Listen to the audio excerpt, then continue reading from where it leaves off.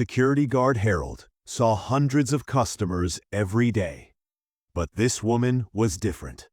While waiting at the bank counter, her fingers were tapping the desk. Tap, tap, tap. Tap, tap, tap. Tap, tap, tap. Harold froze. This wasn't random. This was Morse code. SOS. And the man beside her kept his hand in his pocket. Harold had spent 40 years at sea. He knew this signal very well. Someone was in mortal danger. Welcome to Forgotten Warriors. Before we begin, tell us what city you're watching from in the comments. And if you believe silent heroes are everywhere, subscribe.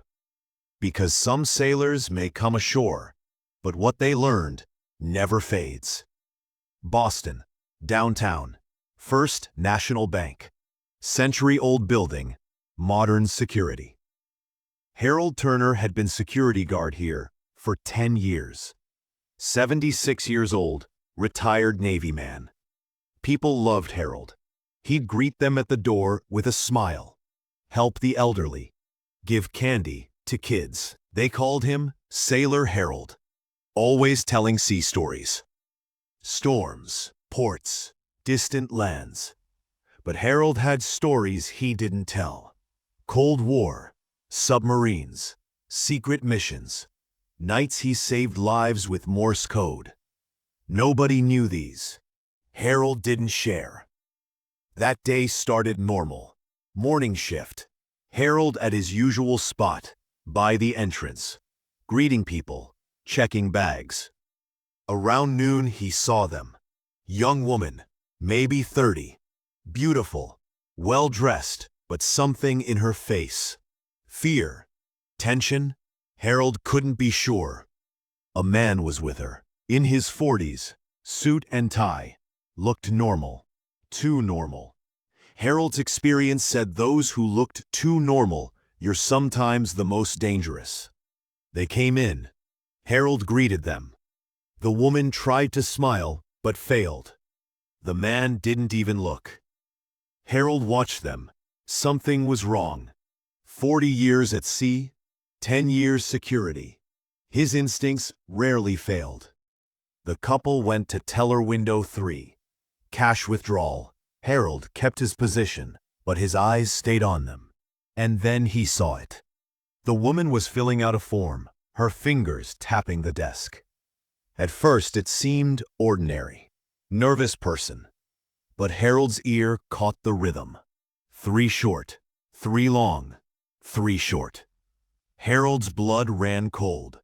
SOS, universal distress signal. He looked more carefully. The woman was calmly filling the form, but the fingers didn't stop. Dit, dit, dit. Da, da, da. Dit, dit, dit. Again and again. Harold looked around. Nobody had noticed. Why would they? Who knew Morse code anymore? But Harold knew. Knew it well. Countless nights on the Atlantic. Radio watch. Life-saving messages. SOS calls. The man stood behind the woman. Very close. Hand in pocket. Harold saw it now. The bulge under the jacket. Gun. Harold's brain raced. What to do? Call police? But how? The man was watching. One wrong move. The woman lifted her head slightly, looked at Harold. Their eyes met.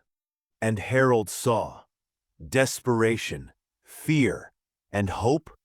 Yes, she'd recognized him. Security guard. Someone who could help. Harold nodded slightly.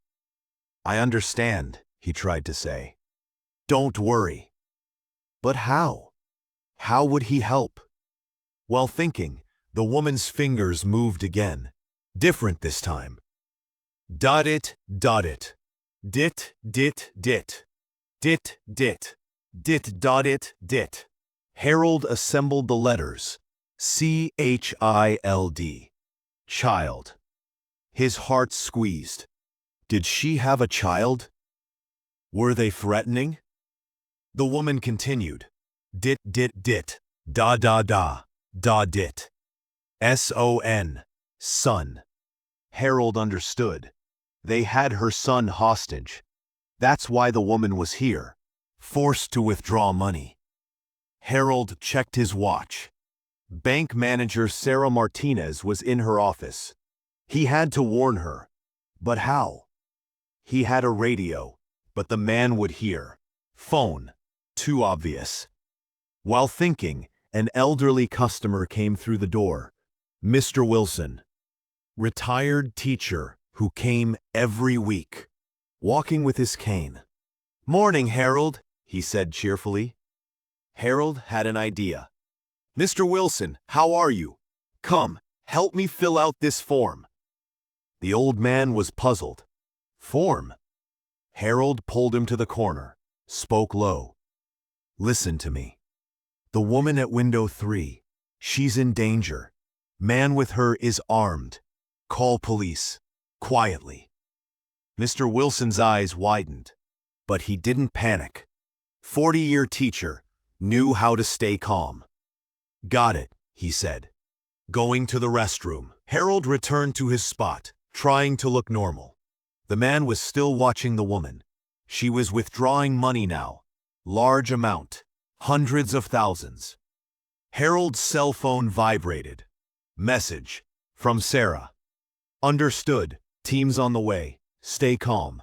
Harold relaxed. A little. But danger remained. The man was nervous. Hand still in pocket. The woman finished the transaction. Put money in the bag. The man grabbed her arm. They walked toward the door. Harold didn't know what to do.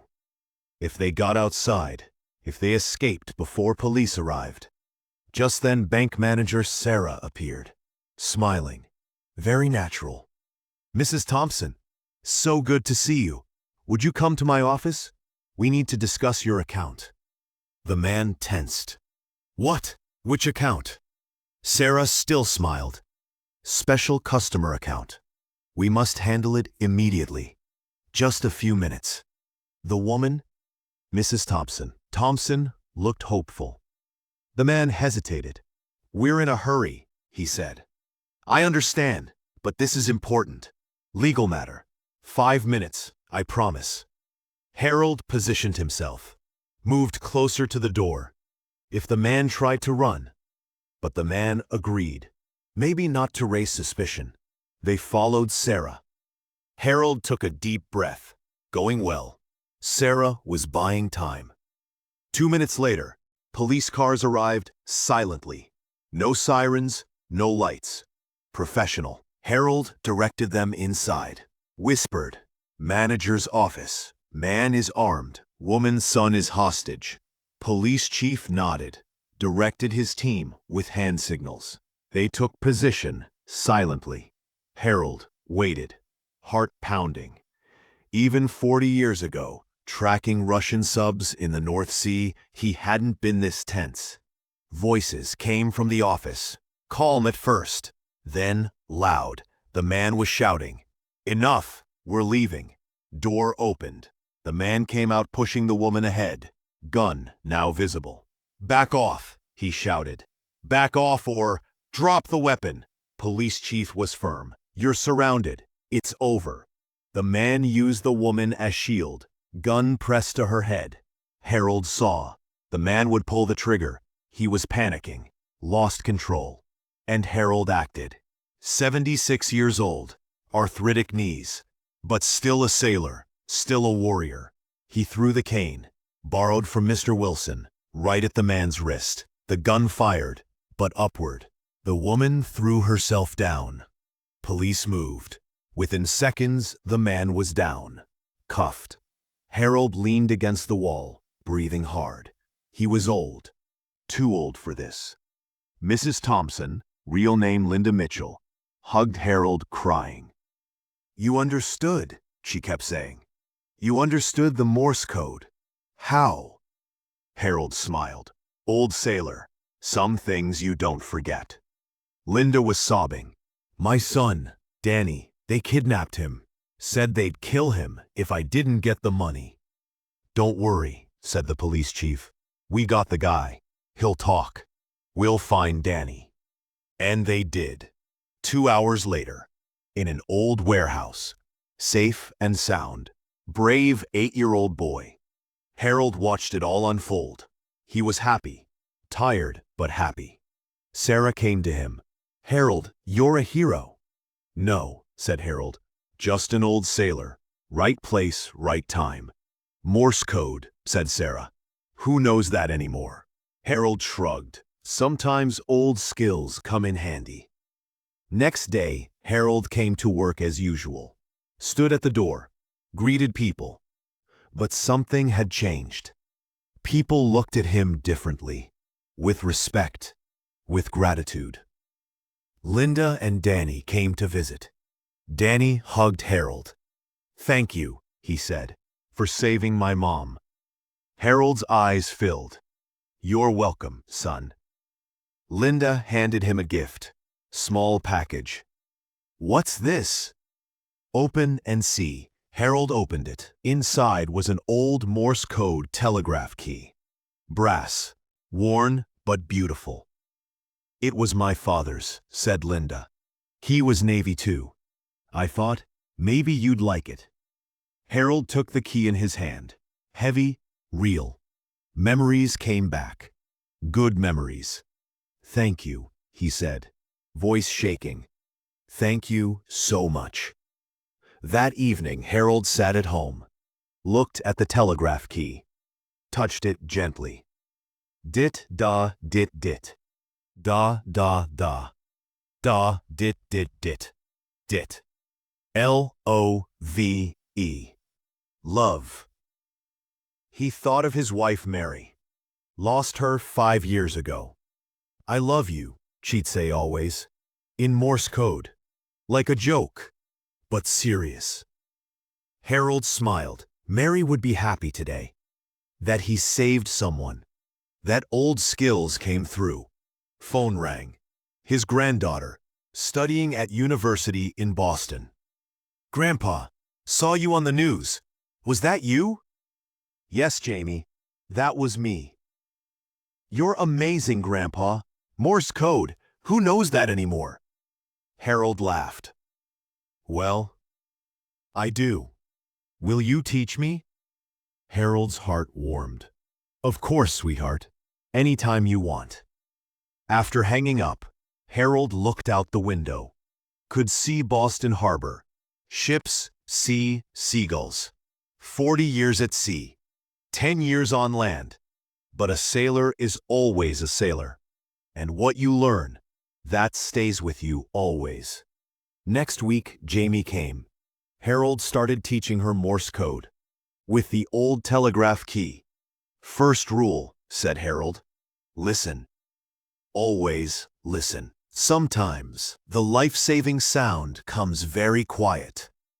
Jamie listened carefully, learned, and Harold saw the next generation was ready.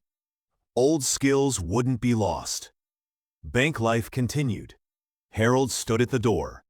But now he wasn't just a security guard. He was a protector, a listener, a rescuer. And every day when someone came in, Harold listened, really listened. Because a call for help could come anytime, from anywhere. Sometimes with words, sometimes with looks. Sometimes with 3 short, 3 long, 3 short taps. SOS. Save our souls.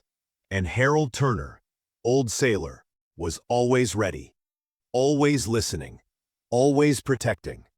Because some warriors take off the uniform, but the duty never ends.